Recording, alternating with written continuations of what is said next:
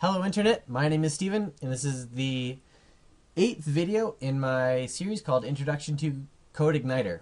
In this video we're going to be talking about getting the various ways to get values from a MySQL database using the database library in CodeIgniter. Without further ado, getting values from a database in CodeIgniter. What we are going to do is, we have 2 pages set up, so we might as well use them. I've noticed that I forgot to pass the data variable in here, so all of my titles thus far, I won't save it so I can show you what I mean.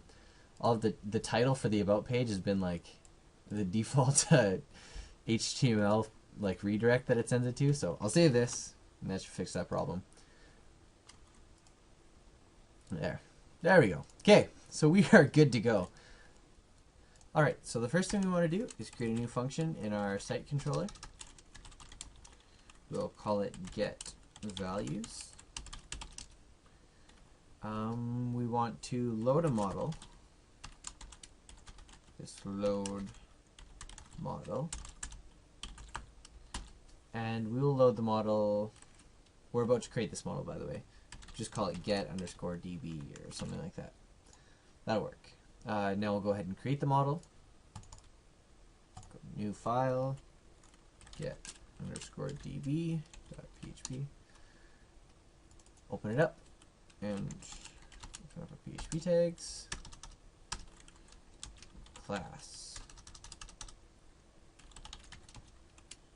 get_db extends ci_model. Create a new function called get all. Sometimes.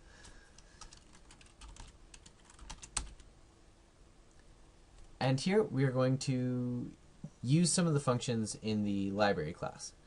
So one of those is just a query. So we'll go this db query. Now this, when I go this db, that means database. Of course, we auto-loaded the database library in the last video, so we won't need to worry about loading it right in the model or in the controller, because it's already done. Query is one of the functions of that, and in a query function, you would enter regular MySQL like you would in any other MySQL query. In this case, we're just going to select all from test, which is the table that we created in the last video. We're actually going to say query is equal to this, and then we're going to return the result. So we'll go.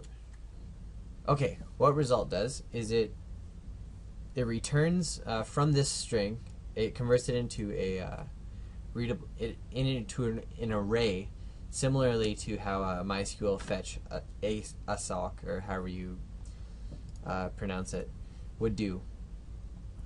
So we'll save this, and then we'll go into back into our controller. I'm going to actually make this an object of another array, so it will be a multi-dimensional array. We'll call this results. Set it equal to whatever is returned. No, it's in the wrong section, sorry. Okay, now that we've created that function, we'll go this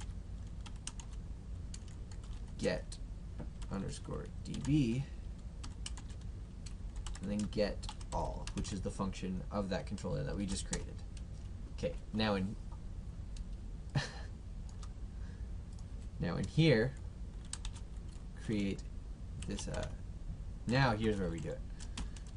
Call this results. Set that equal to whatever is returned from this function. Then we're going to load a new view, which again we will create right away. Just load view. Just call this view_db. Sure. And it helps it when we put semicolons at the end of things. Now we'll go ahead and actually create this view. We'll go view underscore DB, just like we named it in the controller. Open it up, u underscore home. We'll just copy and paste this HTML because it's awesome, and it would suck to have to copy it all out again, or type it all out again. So here we go. Next thing we're going to do is why don't we just print R, because as you know, that'll return whatever is in an array in like some kind of in a readable format. So we'll go print R on this object that we just passed in called results.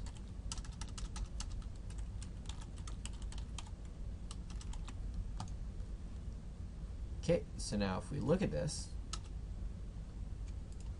if we go into site / get values, undefined variable results. That's because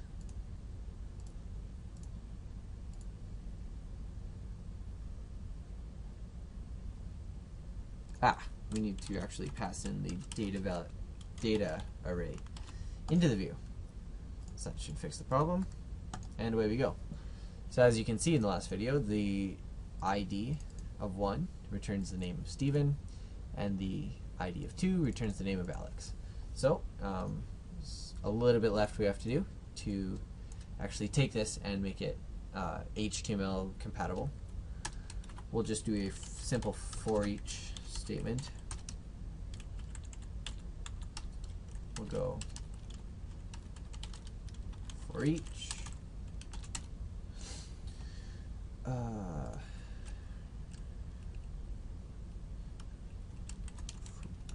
results as row. This is a really common way to do it, by the way. Echo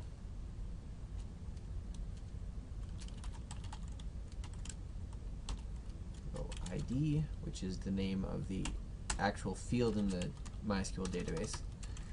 Echo row name. And then we'll also echo a break because it'll make it a little bit more easier to read. And let's run it. Let's see what it returns. There you go. Now you can see what it's returning is the ID, and then the name Stephen, and then the ID too. I'm sure you guys can see that. And that's it for this video. Thanks for watching. Stay tuned for the next one where we will be updating or adding values to the database using CodeIgniter.